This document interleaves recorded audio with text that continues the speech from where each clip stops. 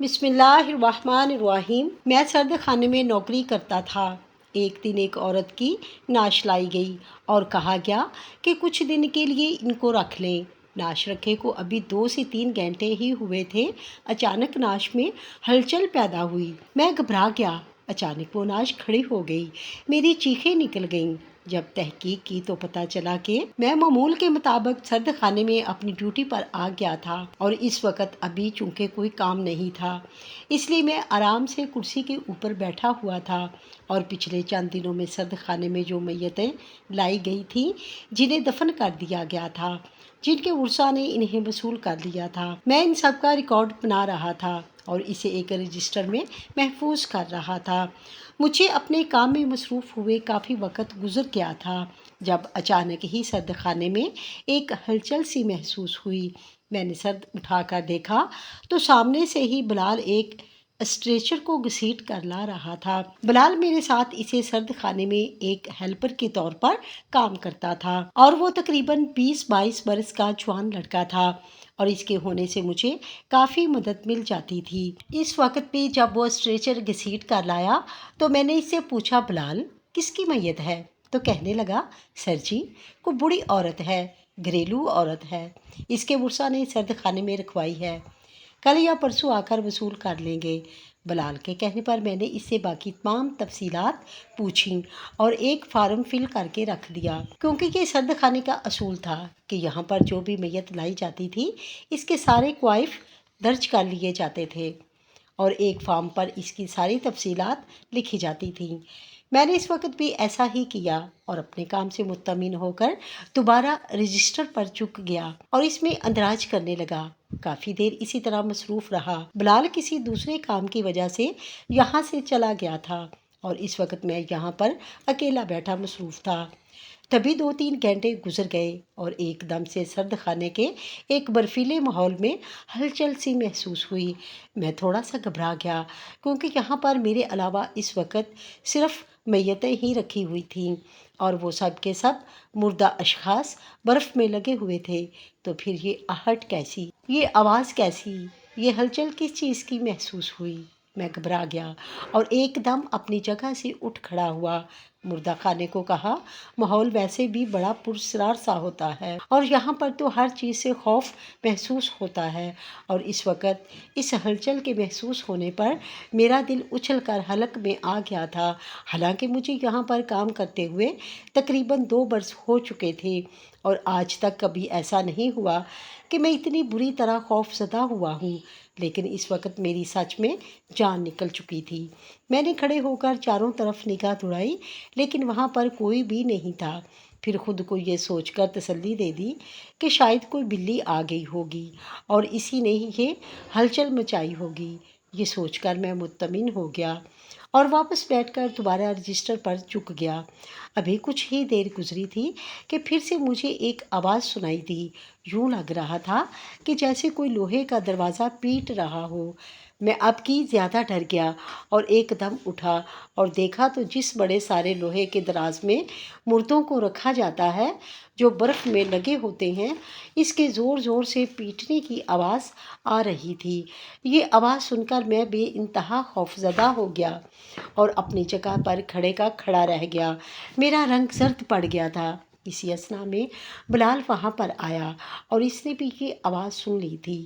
کہنے لگا، سر جی یہ آواز کہاں سے آ رہی ہے؟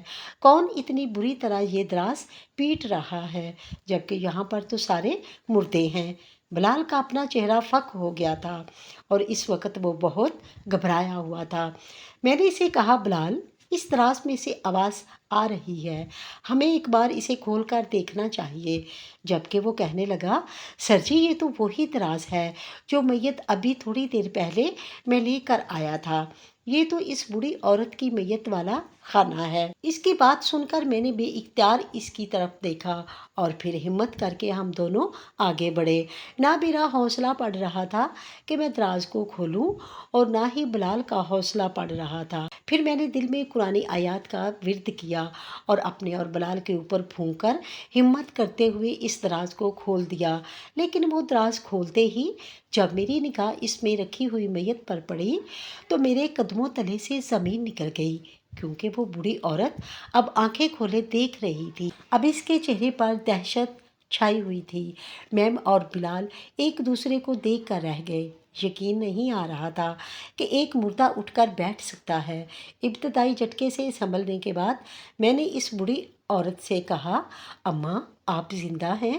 میری بات سن کر وہ عورت کہنے لگی، ہاں میں زندہ ہوں، لیکن مجھے یہاں پر کون لے کر آیا؟ یہ کون سی جگہ ہے؟ میں کہاں ہوں؟ اس بوڑھی عورت نے ایک ہی سانس میں کئی سوال کر ڈالے۔ تبھی میں نے بلال کی مدد سے اسے اس میں سے نکالا اور ایک کرسی پر بٹھا دیا۔ اماں کے اپنے چہرے پر اس وقت بھی وحشت چھائی ہوئی تھی اور وہ گھبرائے ہوئے انداز میں ماحول کو دیکھ رہی تھی۔ تبھی مجھے کہنے لگی، بیٹا یہ کون سی جگہ ہے؟ میں کہاں پر آ گئی ہوں؟ اماں کا انداز تھکا ہوا تھا۔ میں نے کہا، اماں یہ مردہ خانہ ہے اور آپ کو یہاں پر چند گھنٹے پہلے ہی لایا گیا تھا۔ آپ کی وفات ہو چکی تھی اور کسی عزیز کے انتظار کی وجہ سے آپ کو مردہ خانہ میں رکھوایا گیا۔ اماں میری بات سن کر دنگ رہ گئیں اور کہنے لگیں، یہ سب جھوٹ ہے، میں تو بالکل ٹھیک ہوں، تمہیں کس نے کہہ دیا کہ میری وفات ہو گئی تھی؟ تبھی بلال کہنے لگا، اماں آپ کے گھر سے ہی فون آیا تھا اور انہوں نے کہا تھا کہ میت کو سرد خانے میں رکھوانا ہے، اس لیے میں نے ایمبولینس بھجوا دی تھی اور تھوڑی دیر کے بعد میں آپ کو لے کر یہاں تک آ گیا۔ اب آپ بتائیں آخر کیا معاملہ ہے؟ آپ اگر زندہ ہیں تو آپ کے گھر والوں نے اس طرح آپ کو مردہ کیوں قرار دیا؟ آپ کو سرد خانے میں کیوں بھیجا؟ بلال کی بات سن کر اماں کی آنکھوں میں آنسو اتر آئے اور وہ پھوٹ پھوٹ کر رونے لگی۔ میں اور بلال بے بسی کے عالم میں اماں کو دیکھتے رہے۔ ہمارے لیے یہ معاملہ بہت زیادہ پیچیدہ ہو گیا تھا اور ہمیں بہت حیرت ہو رہی تھی کہ یہ سب کیا ہے۔ وہ عورت اگر زندہ تھی تو اس کے گھر والوں نے اس کے اوپر یہ ظلم کیوں کیا، اور اگر وہ مر گئی تھی تو پھر زندہ کیسے ہو گئی؟ اور یہی سوال میں نے اماں کے سامنے رکھا۔ اماں جو اب رو رو کر نڈال ہو چکی تھیں، پہلے کی نسبت کچھ سنبھل گئی تھیں اور پھر مجھے کہنے لگیں، بیٹا مجھے ایک گلاس پانی پلا دو۔ میں نے جلدی سے بلال کو اشارہ کیا تو وہ کولر سے پانی لے آیا۔ اماں نے پانی فٹافٹ پی لیا اور پھر کہنے لگی، بیٹا میرا نام رضیہ ہے، میں جوانی میں ہی بیوہ ہو گئی تھی جب میرے شوہر ایک حادثے میں انتقال کر گئے تھے۔ میرا ایک ہی بیٹا ہے جس کا نام احمد ہے۔ میں اپنے بیٹے کو لے کر اس کی پرورش کرنے لگی۔ مجھے میرے میکے کی طرف سے میرا حصہ دے دیا گیا کیونکہ میرے والد صاحب نے جب میرے حالات دیکھے تو انہوں نے پہلے ہی اپنی زندگی میں جائیداد کا بٹوارا کر دیا اور شرعی طور پر جو میرا حق بنتا تھا انہوں نے مجھے دے دیا۔ میں اپنے حصے میں سے ایک چھوٹا سا گھر لے کر اپنے بیٹے احمد کے ساتھ رہنے لگی کیونکہ میں نے سوچ لیا تھا کہ میں دوسرا نکاح نہیں کروں گی اور احمد کی پرورش اچھے طریقے سے کروں گی۔ یہی سوچ کر میں نے اکیلے زندگی گزارنے کا فیصلہ کیا۔ احمد کو میں نے اچھی تعلیم دلوائی، اچھے اسکول اور کالجوں میں پڑھایا کیونکہ میری امیدوں کا واحد مرکز احمد ہی تھا۔ میری آمدنی کے لیے میں نے اپنا روپیہ ایک کاروبار میں انویسٹ کر دیا تھا اور اس کاروبار سے مجھے ہر مہینے ایک لگی بندھی رقم آنے لگی تھی۔ شکر ہے جس کے ساتھ میں نے شراکت کی تھی وہ ایماندار تھا اور اس نے ایک ایک پائی کا حساب مجھے دیا تھا، اس لیے میں بہت مطمئن تھی اور میری قسمت اچھی تھی کہ وہ کاروبار بھی چل نکلا تھا۔ اسی لیے احمد کی پرورش کرنے میں اور گھر کا خرچہ چلانے میں مجھے کوئی دقت پیش نہیں آئی۔ وقت یوں ہی گزرتا رہا۔ احمد پڑھ لکھ کر اپنے پیروں پر کھڑا ہو گیا۔ میں نے احمد کے حوالے سے جو خواب دیکھے تھے وہ خواب پورے ہوئے۔ یہی وجہ تھی کہ وہ دن میرے لیے عید کے دن سے کم نہیں تھا جب احمد ڈگری لے کر گھر آیا تھا۔ میں اس دن ہواؤں میں اڑ رہی تھی۔ میری زندگی کا حاصل مجھے مل گیا تھا اور یوں لگ رہا تھا کہ اب میری زندگی کے پرسکون دن شروع ہو چکے ہیں۔ احمد نے یہاں پر نوکری ڈھونڈنا شروع کی لیکن یہ اس کی بدقسمتی تھی کہ اسے نوکری نہیں مل سکی۔ اس نے بہت ہاتھ پیر مارے، بہت جوتیاں گھسائیں لیکن کہیں پر بھی اسے ایک اچھی نوکری نہ ملی۔ جو نوکری ملتی تھی وہ اس کی قابلیت سے کم تھی اور اس میں تنخواہ بھی کم تھی، اور جو اس کی قابلیت کے مطابق نوکری تھی وہاں پر لاکھوں کی رشوت چلتی تھی۔ اور احمد میرٹ کی بنیاد پر نوکری حاصل کرنا چاہتا تھا، رشوت کی بنیاد پر نہیں۔ یہی وجہ تھی کہ وہ دن بدن مایوس ہوتا جا رہا تھا۔ انہی دنوں میں وہ پاکستان سے اتنا مایوس ہو گیا کہ اس کا وہ دوست جو 2 سال پہلے لندن گیا تھا، احمد نے اس سے رابطہ کیا اور اسے اپنے ویزے کے بارے میں کہا۔ احمد نے یہ بات مجھ سے پوشیدہ رکھی تھی، اس نے مجھے نہیں بتایا۔ جب اس کا ویزا لگ کر آ گیا تو اس نے مجھے سرپرائز دیا، کہنے لگا، اماں میں لندن جا رہا ہوں اور وہاں پر جا کر اپنی قسمت آزماؤں گا۔ یہاں پر بہت ہاتھ پیر مار چکا ہوں لیکن نوکری نہیں ملی اور اب میں مزید اپنا وقت ضائع نہیں کرنا چاہتا۔ آپ مجھے اجازت دے دیں، میرا ویزا لگ چکا ہے۔ احمد کی بات سن کر میں حیرانی سے اسے دیکھتی رہی۔ یقین نہیں آ رہا تھا کہ میرا بیٹا مجھے چھوڑ کر اتنی دور جا رہا ہے۔ میں نے تو سوچا تھا کہ اب میرے بڑھاپے کے دن پرسکون ہو کر گزریں گے، لیکن مجھے کیا خبر تھی کہ احمد ہی مجھے چھوڑ کر 7 سمندر پار چلا جائے گا۔ تاہم میں نے دل پر پتھر رکھ کر اسے جانے کی اجازت دے دی، کیونکہ میں جان گئی تھی کہ احمد اس وقت بہت زیادہ بد دل ہو چکا ہے اور اگر میں نے اسے روکا تو شاید اس کی ذہنی صحت کے لیے یہ اچھا نہیں ہوگا۔ احمد چلا گیا اور میں یہاں پر اس گھر میں اکیلی رہ گئی، لیکن ایک دن میں احمد کے لوٹ آنے کا انتظار کرتی۔ احمد نے وہاں جا کر مسلسل مجھ سے رابطہ رکھا اور پھر بہت جلد اس کی ایک اچھی جگہ نوکری لگ گئی۔ اس دن احمد بہت خوش تھا اور میں بھی بے حد خوش تھی، کیونکہ اس کی نوکری لگنے کی دعائیں میں ہر نماز کے بعد مانگا کرتی تھی۔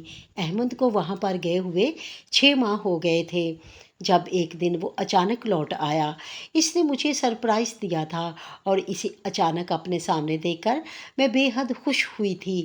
کہنے لگا، اماں میں آپ سے بہت اداس ہو گیا تھا، اسی لیے ملنے چلے آیا، صرف 1 مہینے کے لیے آیا ہوں۔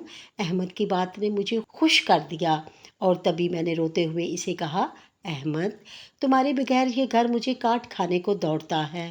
ایسا کرو، اب تم آئے ہو تو تم شادی کر کے ہی جاؤ تاکہ میرے پاس کوئی تو ہو اس گھر میں میری تنہائی بانٹنے کے لیے۔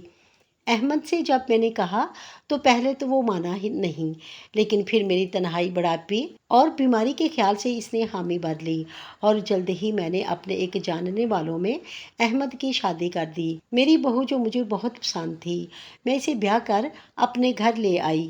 میں نے سوچا تھا کہ اب خوشیاں میرے گھر میں رقص کریں گی اور میں ایک آئیڈیل زندگی گزاروں گی۔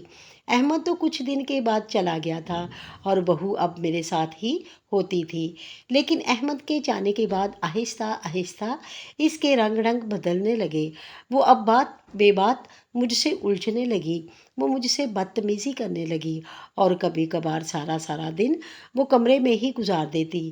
میں باہر اکیلی بیٹھی رہتی تھی، اس کی منتظر ہوتی، لیکن وہ مجھے نہ تو مخاطب کرتی اور نہ ہی اس کے نزدیک میری کوئی اہمیت تھی۔ میں جو بہو لا کر خوش تھی اور سوچا تھا کہ میری زندگی کے دن بدل جائیں گے، اب پھر سے میں تنہائی کاٹ رہی تھی۔ ایک دن میں نے اپنی بہو سے کہا، بیٹا میرے پاس آ کر بیٹھ جاؤ، میرا دل بہت گھبرا رہا ہے۔ احمد بھی نہیں ہے، ورنہ وہ ہوتا تو میری تنہائی بانٹ دیتا تھا۔ اب تو یہ خالی گھر مجھے کاٹ کھانے کو دوڑتا ہے۔ میری بات سن کر وہ بہت بدتمیزی سے بولی، میرے پاس اتنا فضول وقت نہیں ہے۔ اگر آپ کو اتنا ہی تنہائی بانٹنے کا شوق ہے تو اپنے بیٹے کو واپس بلوا لیں، مجھ سے یہ خدمتیں نہیں ہوں گی۔ یہ کہہ کر وہ جا کے اپنے کمرے میں بند ہو گئی اور میری آنکھوں سے آنسو بہنے لگے۔ میں یہ سوچ کر تو بہو نہیں لائی تھی، نہ جانے کیوں وہ ایسی ہو گئی، اس کا مزاج اتنا تلخ ہو گیا۔ حالانکہ شادی سے پہلے جتنی بار بھی وہ مجھے ملی تھی، بڑی خوش اخلاقی سے ملی تھی، تو پھر اب ایسا کیا ہو گیا کہ وہ مجھے کاٹ کھانے کو دوڑنے لگی تھی۔ دن اسی طرح گزرتے جا رہے تھے اور میری بہو دن بدن بدلحاظ اور بدتمیز ہوتی جا رہی تھی۔ ہر بات میں وہ مجھے کاٹ کھانے کو دوڑتی اور پھر کئی کئی گھنٹے کمرے میں بند ہو جاتی۔ ابھی کچھ دن پہلے میری طبیعت بہت خراب ہوئی تھی اور اچانک ہی میرا BP شوٹ کر گیا تھا۔ میری بہو مجھے ہسپتال لے گئی اور ڈاکٹر نے اسے کئی ہدایات کے ساتھ دوائیوں کا ایک لمبا پرچہ تھما دیا اور کہا کہ ان کا بہت خیال رکھیں۔ گھر آ کر میری بہو نے نہ تو دوائیاں مجھے دیں اور نہ ہی میری خاطر خدمت کی۔ میں اسے پکارتی رہتی اور دوائیوں کا پوچھتی رہتی، لیکن وہ کان لپیٹ کر پڑی رہتی۔ پھر ایک دن وہ چلی آئی اور کہنے لگی، اماں یہ آپ کی دوائیاں ہیں، یہ کھا لیں، اور کچھ دوائیاں نکال کر میرے ہاتھ پر رکھ دیں۔ میں نے وہ کھا لی اور اس کے بعد روز وہ آ کر مجھے دوائی دینے لگی۔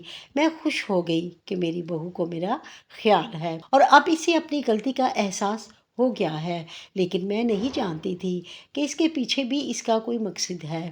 کل بھی میری طبیعت کچھ خراب ہو گئی تو میری بہو نے مجھے دوا دے دی، جس کے بعد میں پرسکون نیند سو چکی تھی، اور جب میری آنکھ کھلی تو میں یہاں پر موجود تھی۔ مجھے نہیں معلوم مجھے کس نے یہاں پر بھیجا، کون یہاں پر لے کر آیا، لیکن ایسا لگتا ہے کہ جیسے میری بہو نے مجھ سے جان چھڑائی ہو۔ اماں کی یہ بات سن کر ہم دونوں بھی جیسے غمزدہ ہو گئے تھے۔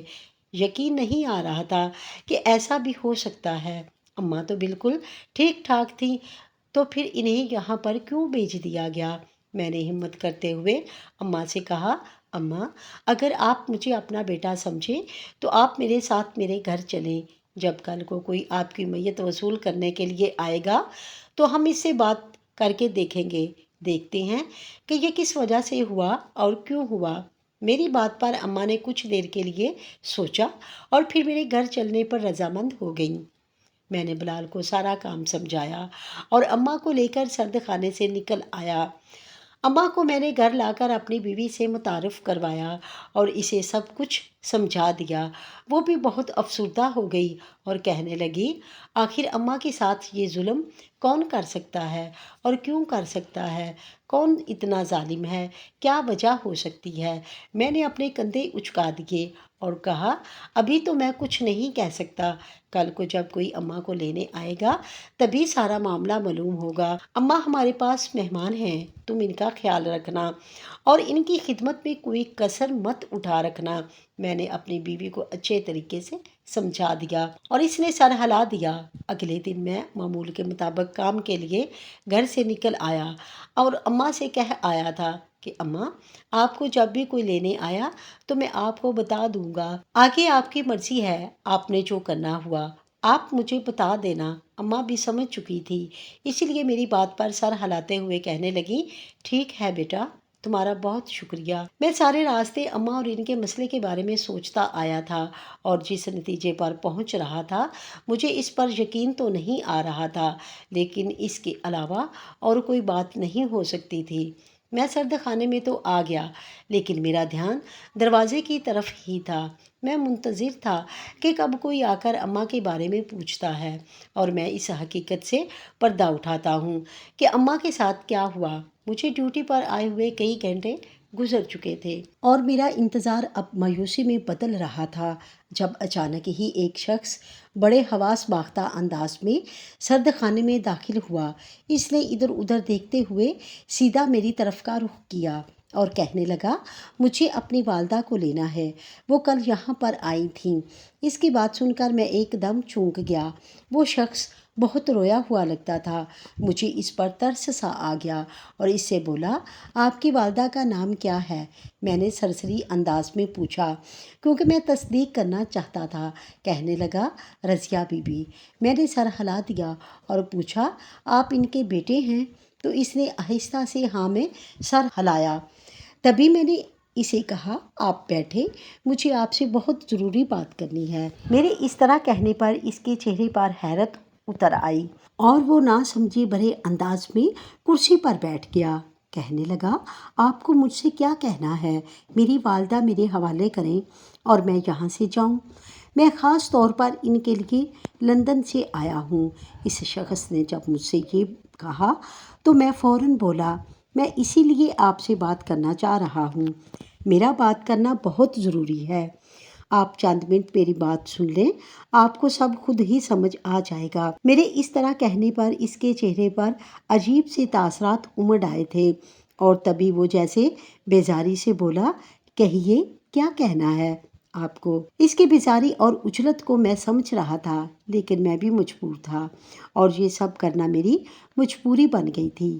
اگر میں یہ کہوں کہ آپ کی والدہ زندہ ہیں تو کیا آپ یقین کر لیں گے؟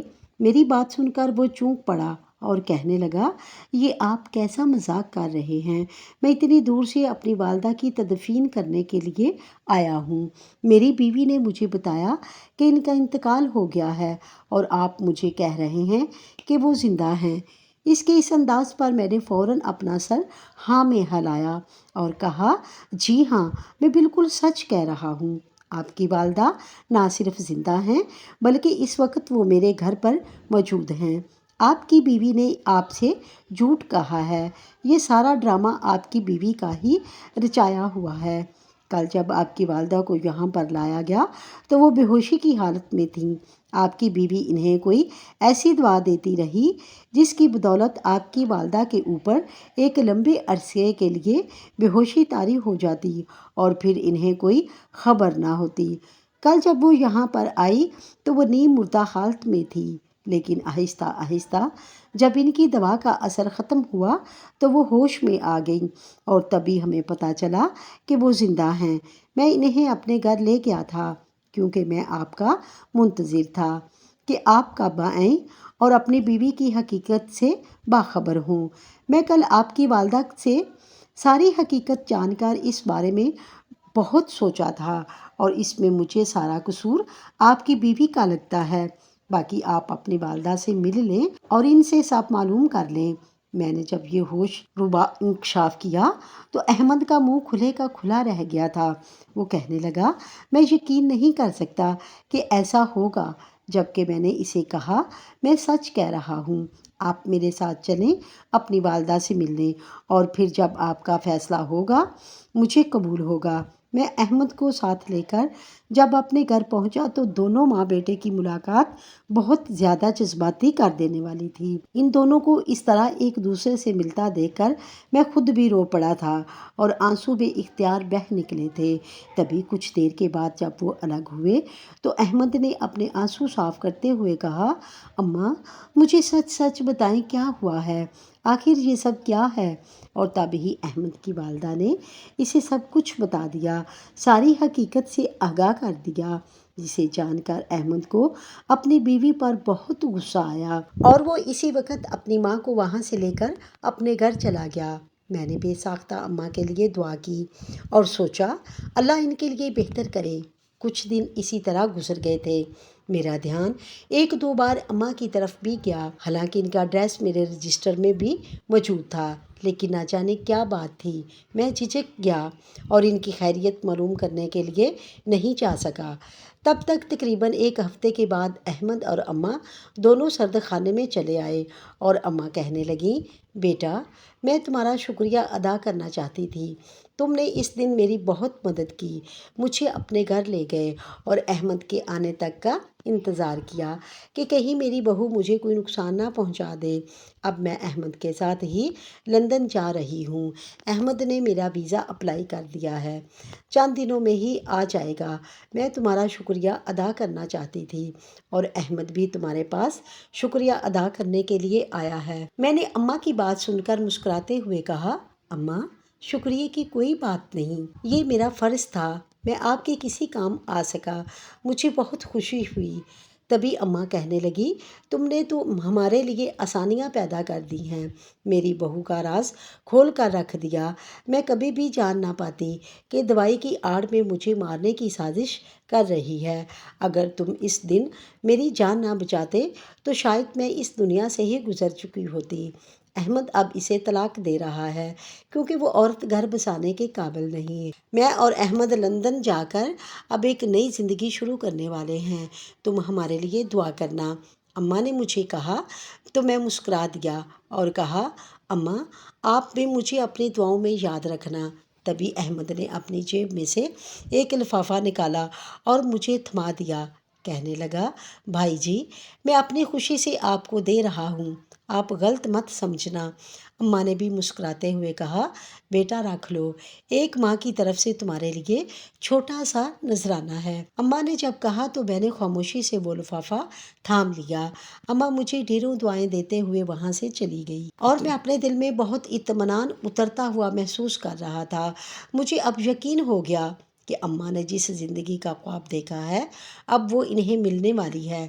ان کا بیٹا احمد ان کے پاس ہوگا اور وہ اس کے ساتھ خوشیوں بھرے لمحات گزاریں گی۔ اب نہ تو انہیں کوئی تنہائی کاٹنی پڑے گی اور نہ ہی اپنی دعائوں کے لیے کسی کا محتاج ہونا پڑے گا۔